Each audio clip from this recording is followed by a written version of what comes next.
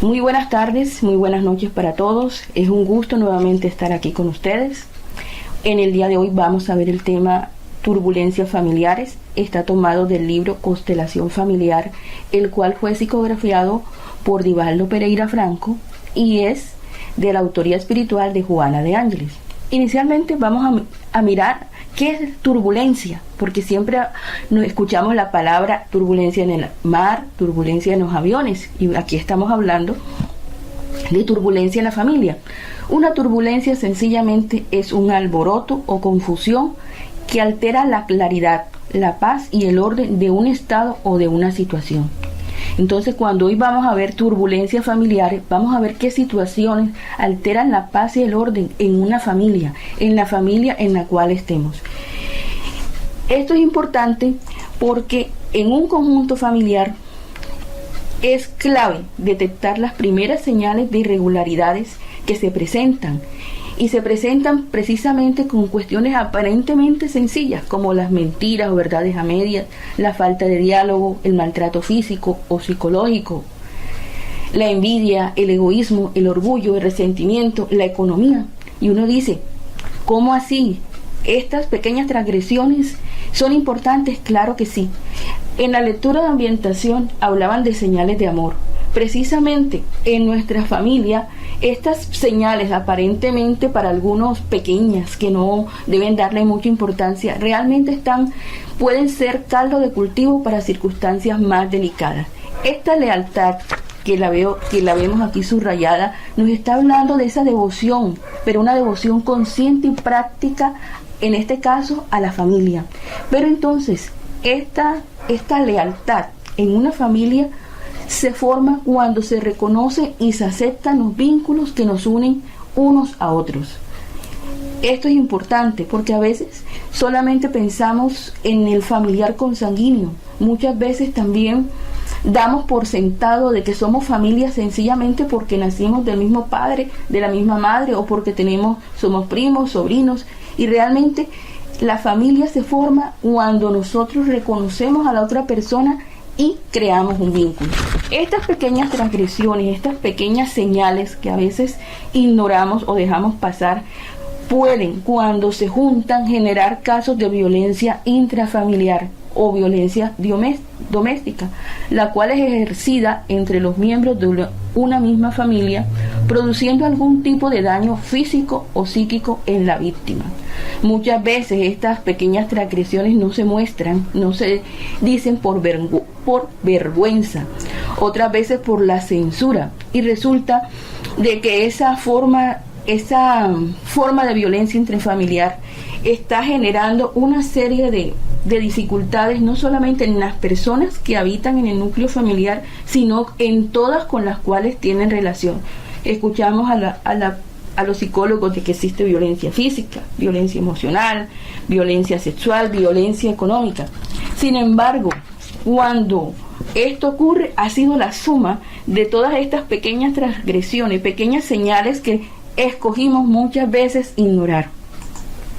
Entonces, Juana nos dice que la familia no es solamente el grupo biológico que reside bajo el mismo techo, sino la reunión de espíritus que se ejercitan en la experiencia evolutiva, en donde debe reinar la fraternidad, en donde debemos ampliar los sentimientos de amor a toda la sociedad. Escuchamos decir muchas veces, la familia es la piedra angular de la sociedad, es la base.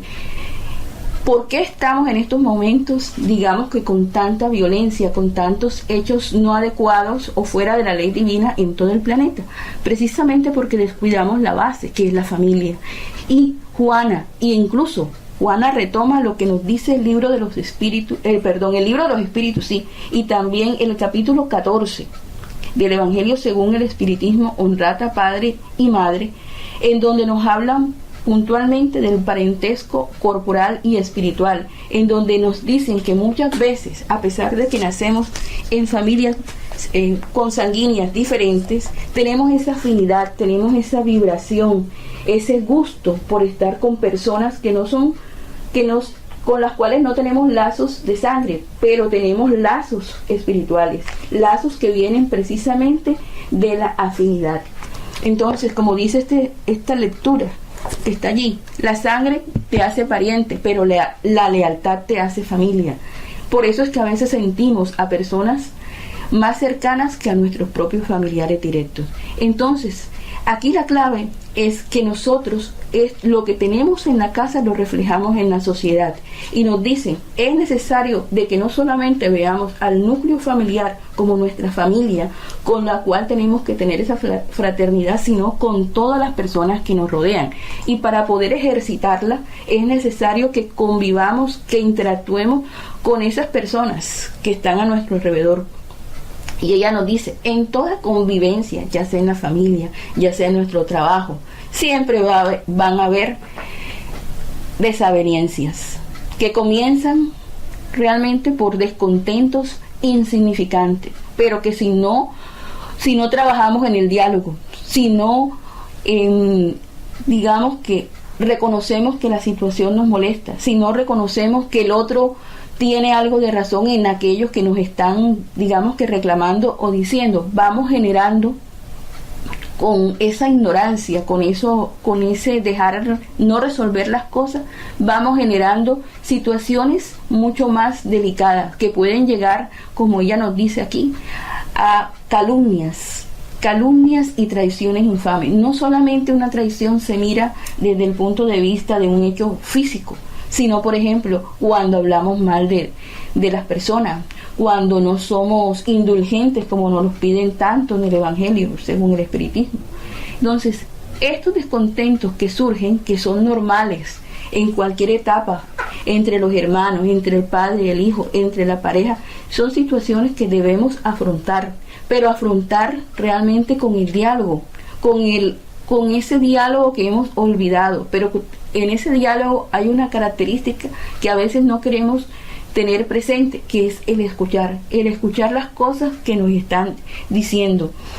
Muchas veces estos descontentos insignificantes salen, por ejemplo, cuando no nos dan el buenos días o no nos dan buenas noches, cuando decimos mentiras piadosas, cuando queremos imponer nuestra voluntad, cuando a veces somos un poquito tacaños y no queremos contribuir, digamos que con dinero, especialmente nuestra familia. Sin embargo, ella plantea todavía una situación que a veces consideramos muy a la ligera, y es la insatisfacción sexual.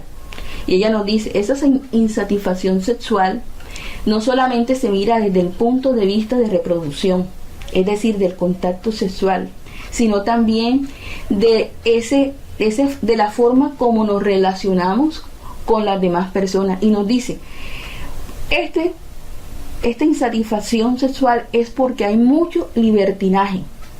Y curiosamente uno siempre dice libertinaje a nivel físico, y ella nos aclara, no, también hay libertinaje a nivel mental. Y ese libertinaje a nivel mental, porque todo acto físico empieza con un pensamiento. Muchas veces lo ocultamos, no somos capaces de dialogar con las personas, con nuestros familiares, con nuestros seres queridos, porque hoy estamos hablando de la familia, no solamente la del hogar, sino también la que nos rodea. Y resulta de que, ¿qué sucede? Cogemos, como estamos insatisfechos con la forma en que nos relacionamos, comenzamos a tener antipatías por el otro. Y comienza esa antipatía, como no se ha dialogado, como no se ha trabajado, a perturbar nuestro discernimiento. Y comenzamos a generar circunstancias inadecuadas, como discusiones irrespetuosas. Es decir, en vez de sentarnos a dialogar, nos comenzamos a gritar. Y a gritar primero lo malo. Y en un problema que puede ser resuelto con un pequeño diálogo, lo volvemos un incendio. También comenzamos con acusaciones, con agresiones que empiezan inicialmente con agresiones psicológicas y mentales hasta culminar con la física. ¿Qué sucede también allí? Que allí, a nivel interior, comenzamos a desarrollar sentimientos enfermizos. Y esos sentimientos enfermizos a veces nos llevan hasta cometer actos de venganza. ¿Por qué? Porque ese egoísmo que aún no hemos trabajado está, digamos que, dominando nuestro interior, y comenzamos, en vez de ser una luz para solucionar las cosas, nos convertimos en la oscuridad. Estas charlas de Juana de Ángelis, todos tenemos la tendencia de mirar, me estoy acordando de mi pareja, me estoy acordando de mi hermano, de mi familiar, de mi compañero de trabajo. Y realmente ella nos invita a que todas estas charlas la miremos es con el yo, pero con ese yo intentando llegar al self, al espíritu pleno. Es decir, cuando estamos leyendo eso, pongámonos a pensar, ¿será que yo estoy generando estoy con antipatías con alguien? ¿Será que yo estoy discutiendo inadecuadamente? ¿Será que yo me estoy intentando vengar? No lo he llevado a culminar con un acto físico, pero lo estoy pensando, lo estoy maquinando. Entonces, a eso nos están llamando aquí a todos. Entonces, ¿qué sucede? De que ese amor que existía en la pareja, porque a pesar de cualquier unión comienza con la afinidad, con el gusto. Sin embargo, en este amor uno tiene que tener claro es qué nos está uniendo, cuál es el vínculo, por eso decía la palabra lealtad, cuál es el vínculo consciente y voluntario que yo tengo en estos momentos con estas personas. Aunque aquí ella lo enfoca a la pareja, ese amor que había se transformó en resentimiento. Y una situación que podía ser suavizada con un diálogo franco, fraternal, respetuoso, lo que sucede es que sucede todo lo contrario. Nos volvemos factor de discordia. En esta etapa donde el resentimiento se instala en nuestro ser, en nuestra mente, en nuestro psiquismo, es cuando nosotros abrimos brechas morales, brechas espirituales, y ella llama la atención de una en particular, que es el aborto. Sí, el aborto que están legalizando muchos países, sí, ellos están tocando este tema puntualmente, porque si nosotros aspiramos a un mundo de regeneración, ciertos temas como el aborto, la eutanasia, la pena de muerte, tienen que ser dejados atrás. Pero se tienen que dejar atrás no por la imposición de leyes, sino por ese discernimiento que debe aflorar en nosotros. Y nos habla, muchas veces las mujeres cuando nos vemos en la situación de embarazo, como no podemos desquitarnos directamente con el compañero, cogemos y trasladamos esa emoción, ese sentimiento negativo hacia el ser, hacia el bebé que está en formación, y buscamos la forma de eliminarlo, de deshacernos, porque uno piensa, yo no quiero tener nada que ver con este señor, porque este señor es esto, lo otro, yo no quiero tener nada que ver. Entonces, ¿qué sucede? En ese momento en que abrimos brecha, automáticamente estamos generando, como nos dice Allan Kardec en la pregunta 358 del libro de los espíritus, estamos a las puertas de un crimen ante la ley divina. Un crimen porque en ese momento impedimos, como nos muestra aquí, a ese espíritu que viene la oportunidad de una nueva existencia. No puede afrontar pruebas que necesita. Y normalmente con todos estos seres nosotros vamos a tener una relación, pero llega uno a cuestionar, así como aparece aquí, Allan Kardec cuestionó, bueno, pero ¿hay alguna excepción? Y nos dicen, es claro, solamente cuando la vida de la madre está en peligro, solamente es la única forma de, digamos que de ejecutar este acto de aborto. Tienen que agotarse todas las posibilidades a nivel de ciencia, y actualmente la ciencia está bastante avanzada para, digamos que, tomar este tipo de decisiones, mucho más que hace 161 años, que ahora en abril cumplimos, en que se escribió este libro. Entonces, si ahora tenemos tantas ayudas tecnológicas, es cuando nosotros tenemos que todavía sintonizarnos más con la espiritualidad, con esa espiritualidad práctica. Entonces, cuando una mujer o un hombre, o todos los involucrados en un aborto, acolitamos o apoyamos este tipo de actos, nos estamos comprometiendo ante la ley divina. Incluso cuando nos llegan a contar, mira, yo voy a hacer esto, si nosotros no somos capaces de decir, oye, no lo hagas, ya, por esto y por esto, ahí automáticamente también nos estamos generando un compromiso que es más efectivo, que se ve más entre la madre y el hijo, el bebé. En la madre nos dice Juana, esa madre debe verse como un ser rebelde cuando aborta. ¿Y qué sucede? De que aunque ella desea el aborto, aunque en esta vida no hay un sentimiento, digamos, de arrepentimiento ante ese hecho, a nivel inconsciente, en su espíritu, en su perispíritu, se genera una marca que comienza con la culpa, una culpa que después, puede ser en la existencia actual o en existencias posteriores, se va a ver reflejada en la madre, en el espíritu que venía a reencarnar. Si es un espíritu, digamos que no es un espíritu desarrollado, no es espíritu bueno, es decir, que todavía tiene malas inclinaciones, puede generarse mucha rabia.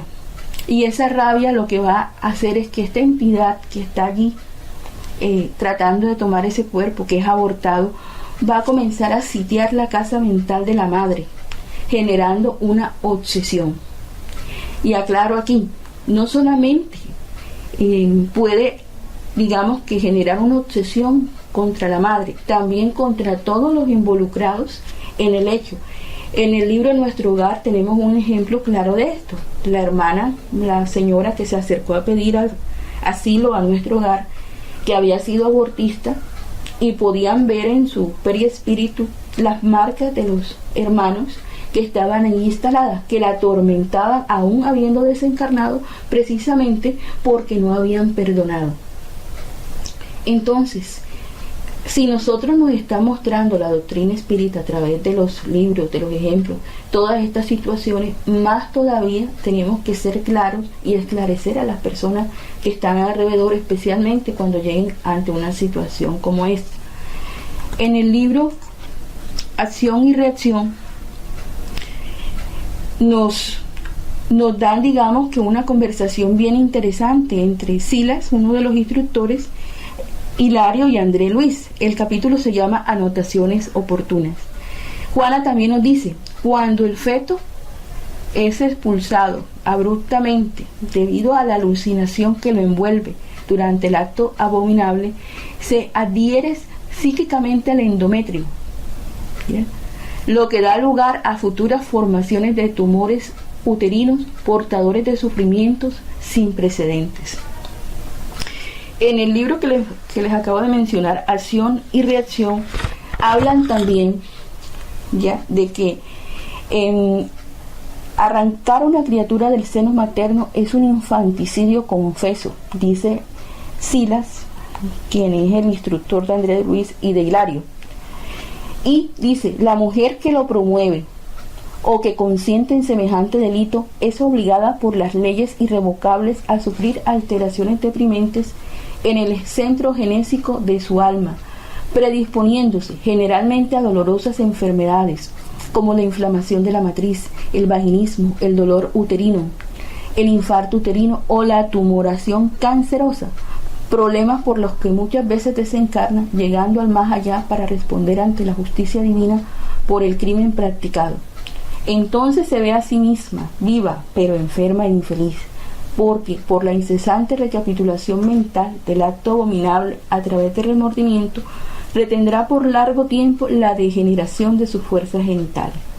Sin embargo, también nos plantean en este libro, y nos plantea también Juana de Ángeles, que hay una esperanza, porque siempre hay una recuperación. ¿Cómo se puede recuperar?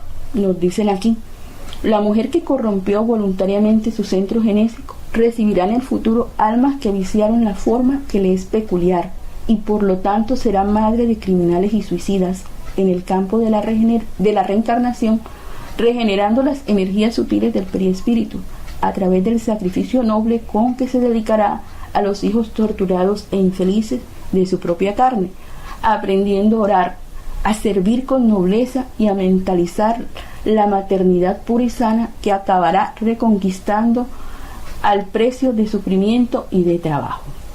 Supongamos que una mujer o un hombre, porque hay veces que las mujeres vamos a decirle al hombre: voy a tener un hijo, y el hombre dice: abórtalo.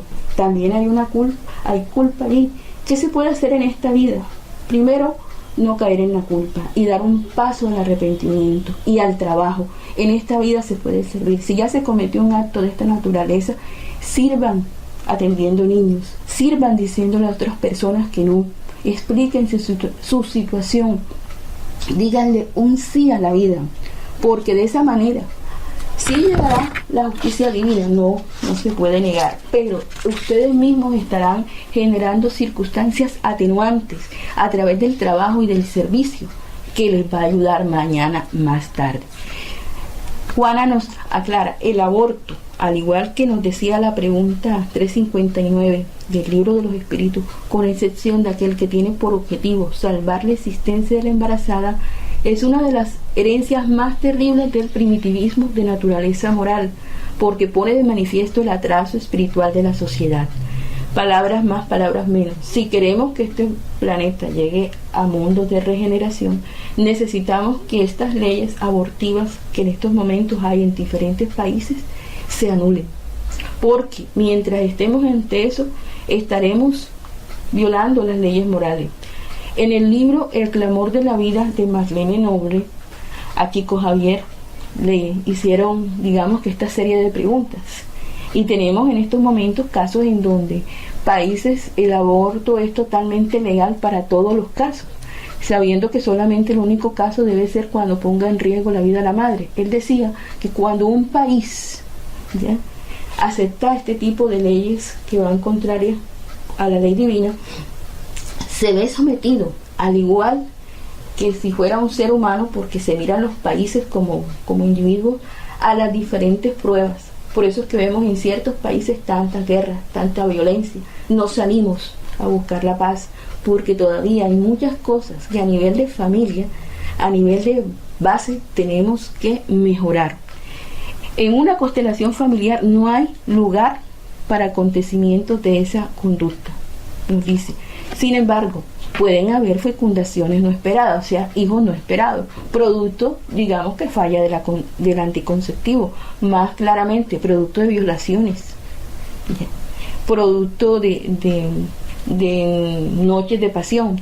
Nos aclara ella, cuando eso se produce, cuando un bebé no es esperado, no debe ser abortado, por el contrario, debe ser recibido con cariño, porque ese niño, a pesar de todo, es una concesión que Dios nos da para poderlo auxiliar y auxiliarnos a nosotros mismos.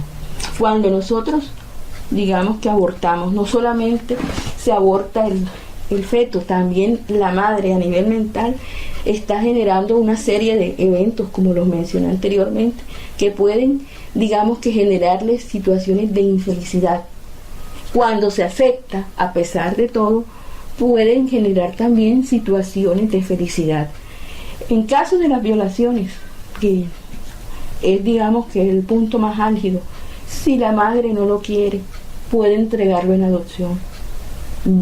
Va a ser feliz algunas mujeres que no podemos tener hijos. Para poner un ejemplo, puede ser este niño, digamos que entregado a familias que lo puedan acoger. En estos momentos a nivel de sociedad, digamos que ha habido un cambio con eso. Sin embargo, todavía nos falta bastante. Y ella nos dice, en estos momentos una herramienta fundamental que ha sido la ciencia, nos está dando muchos recursos y técnicas que impiden que abortemos. Sin embargo, de todos los anticonceptivos hay uno que no debe entrar, digamos, que en esta particularidad, que es la píldora del día después, porque también es un mecanismo de aborto. Entonces, nosotros tenemos en estos momentos acceso a toda esta serie de, digamos, de facilidades que no habían en el ayer. No es lógico que caigamos, digamos, en casos de aborto, teniendo, digamos, estas facilidades que no había anteriormente, porque el crimen del aborto permanece oculto en la conciencia de aquellos que lo practican por su acción insana, y siempre, ya sea en esta vida o en una posterior, van a afectar negativamente a la familia, generando más desorganización, generando más desintegración. Vean cómo algo que aparentemente no tiene que ver, genera una turbulencia. Normalmente nosotros en nuestra familia tenemos aquellos hermanos con los cuales tenemos que ponernos, digamos, que al día en la justicia divina. Y aquí nos dice, necesitamos volver a la cultura religiosa, pero no a la cultura religiosa de la fe del carbonero, de creer todo, no. La cultura que debe, digamos, abrir nuestra mente, abrir nuestros sentimientos. Es esa religiosidad que nos habla en la doctrina espírita, la que llega a la razón, pero que mueve el sentimiento, mostrándonos a través de la caridad, de ese alejamiento del egoísmo, ese acercamiento a Dios. Entonces, cuando nosotros tenemos una cultura religiosa fundada en el respeto, en eso, en el sentimiento que llegue a la mente, que no sea generando perturbaciones o imposiciones, nosotros podemos aclarar las dudas en nuestra casa, podemos evitar, digamos, que esta serie de crímenes ocultos, no solamente a los miembros de la familia, sino a cualquier interferencia espiritual enfermiza. Recordemos que nosotros estamos rodeados de hermanitos que nosotros conocemos como obsesores, pero que realmente son tan enfermos como nosotros. Entonces, para poder auxiliarlos a ellos y auxiliarnos a nosotros, es necesario volver a la práctica del Evangelio. La doctrina espírita nos enseña que a través del Evangelio en el hogar, nosotros logramos encender esa luz de esclarecimiento racional. Y cuando nosotros logramos esa luz, disipamos la ignorancia, el perjuicio, el error, no solamente en nosotros, sino en nuestros familiares. Y nos dice, ese evangelio nos ayuda a que surja el amanecer del amor, pero ese amor bañado en luz, en esa luz del entendimiento fraterno, del respeto activo y de la solidaridad digna que debe empezar en el hogar. Y nos aconseja, en el momento en que veamos que surjan los primeros conflictos en las relaciones domésticas, hay que enfrentarlos y hay que deshacerlos a través del diálogo, a través de revisar los datos, los hechos, antes que se tomen en situaciones más difíciles de ser tratadas. Y resulta de que cuando nosotros dejamos que esas situaciones no las enfrentamos, vamos generando el sentimiento de pérdida de confianza. Escuchamos, ándale, mi papá no quiere llamarle la atención a mi hermana, o yo hago esto y mi mamá ve que estoy haciendo las cosas mal y no es capaz de llamarme la atención. Entonces allí hay una pérdida de confianza, y esa pérdida de confianza nos pasa a una cuenta de cobro. En la actualidad hay una queja general que son las redes sociales, todo lo que es internet, que son herramientas neutras. Y resulta de que en esas redes sociales muchas cosas que antes, muchos temas que antes eran tabú, eran a escondidas, son tratados de forma abierta. Pero los padres muchas veces y los tutores estamos cometiendo un error, y es que no estamos dialogando de esos temas de la actualidad con nuestros hijos o con las personas que tenemos a cargo. Igual nos llama la atención, necesitamos que tomes el papel de padre, de madre, de responsable de estos chicos que Dios puso, digamos, que a tu disposición para que te ilumines tú y los ilumines a ellos. Es necesario que hables de aborto, de eutanasia, de pena de muerte, de suicidio, y especialmente los crímenes de guante blanco que hay en la sociedad, es decir, esos robos, esas manipulaciones de la ley, que hay bastante. ¿Por qué? Porque se está viendo que hay mucho aplauso. Estamos celebrando que la justicia en muchos casos no llegue. Estamos celebrando al vivo que pasa sobre el bobo. El bobo es el que cumple la ley, el vivo es el que no, para poner, digamos, que la analogía. Y nos dice ella, cuidado con esos aplausos y esas insinuaciones, porque en ese momento nos estamos considerando, al igual que ellos, enfermos emocionales, y también tendremos por eso que rendir cuentas a la justicia divina. Es fundamental que en la familia se debata con franqueza el tema de la libertad, donde se deberá presentar sus límites a fin de evitar que en su nombre se desarrolle el libertinaje, que en estos tiempos predomina, a fin de evitar que en su nombre, mañana más tarde, se generen problemas de naturaleza emocional y psíquica entre las personas de organización más frágil. Entonces, aquí es necesario que nosotros nos sentemos a educar, pero educar con el ejemplo, como nos dice ella aquí. Es necesario que seamos coherentes entre lo que decimos y lo que hablamos. Por ejemplo, en las mentiras, en las llegadas tardes. Y nos aclara, en el hogar es necesario hablar de todo, y especialmente con las palabras correctas, sin tanto, digamos que tanto velo, tantas palabras no correctas, sino palabras directas. Eso sí, respetando la edad de las personas que nos están escuchando.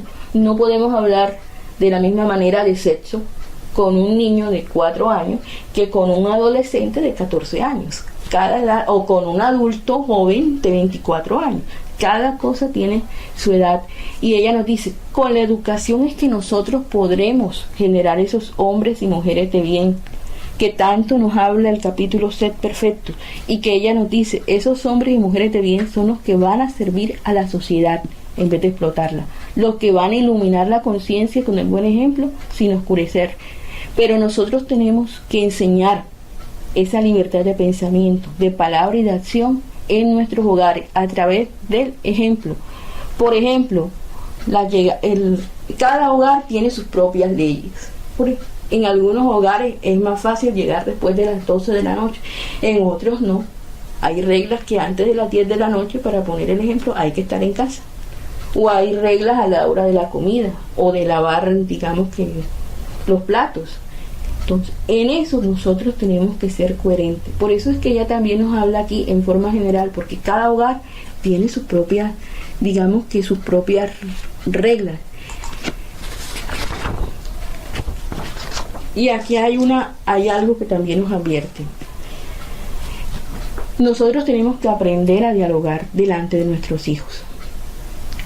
Muchas veces nuestros hijos o nuestros tutelados son bien inteligentes, incluso más inteligentes que nosotros, y se dan cuenta que a veces no nos ponemos de acuerdo. Entonces ella nos dice, es necesario que no censures al padre o a la madre delante del niño. Nunca. Es necesario que aún entre las parejas que están separadas o divorciadas se sienten y hagan un acuerdo, un plan, cómo van a educar a sus hijos y ponerse de acuerdo. Porque como les decía, hay niños, y esta generación muestra bastantes ejemplos, que son más inteligentes que los padres. Y se dan cuenta y comienzan a manipular, y aparece como allí. Le digo a mi papá el permiso, le pido el permiso a mi papá, porque mi papá es más fácil de convencerlo. No se lo pido a mi mamá, porque mi mamá me va a decir que no. O le digo, mi papá ya me dijo que sí, al que me dijo que no, y los pongo a pelear. Entonces, estas peleas, o estas, digamos, estas discusiones nunca se deben hacer frente a los niños, porque el niño mañana más tarde va a mostrar en su propio hogar lo que vio en el nuestro, ya sea de forma consciente o inconsciente. Por eso es que nos dice ella, el hogar es una escuela en el cual los ejemplos penetran más que las palabras.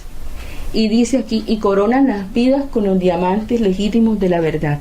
¿Qué quiere decir eso? Qué alegría es ver que tu hijo o tu nieto tomó las buenas costumbres que le diste y las traslada a su hogar, y ves tú que hubo un buen fruto, así como es bien doloroso de ver ciertas cosas negativas que aprendieron en la casa y las trasladan a su hogar.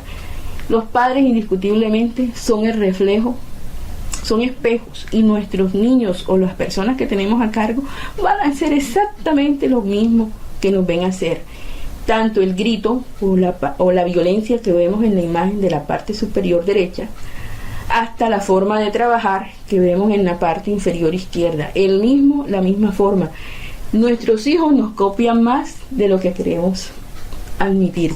Incluso nosotros podemos comparar nuestro hogar con el de nuestros padres y veremos más similitudes en algunas cosas, más similitudes de las que quisiéramos admitir. Entonces ella nos dice, cuando en una familia comencemos a ver, digamos que estos eventos que pueden sacudir la familia, es necesario hacer una pausa y buscar el camino del medio, del diálogo honesto, de forzarnos en recuperar la alegría en el hogar para superar las dificultades. Así vayan para un divorcio, para una separación. Aún en las separaciones debe hacerse de forma, entre comillas, amistosa. Es decir, sin generar más cargas emocionales y psíquicas de las que ya tenemos. Y cuando veamos estos pequeños delitos como los que vimos antes, no debemos dejarles espacio ni a nivel mental ni a nivel emocional.